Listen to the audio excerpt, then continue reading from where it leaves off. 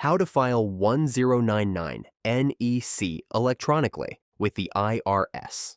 If you paid a contractor $600 or more, you are required to file a 1099 NEC with the IRS.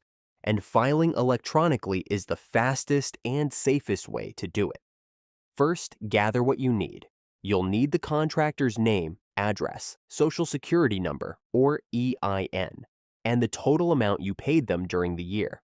This information usually comes from the W-9 they should have given you before you paid them.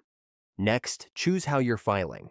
The IRS offers its own system called IRIS, which lets you file 1099 forms directly online for free.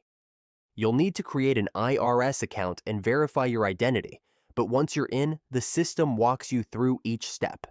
After logging in, select 1099-NEC as the form type. Enter your business information, then the contractor's information, and finally, the non-employee compensation amount.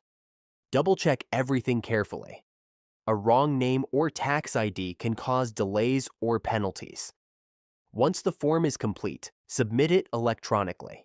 You'll receive confirmation that the IRS accepted the filing. You also need to make sure the contractor gets their copy, either electronically with consent or by mailing it to them. The deadline matters. Most 1099 NEC forms must be filed by January 31st. Filing late can result in penalties, so don't wait until the last minute.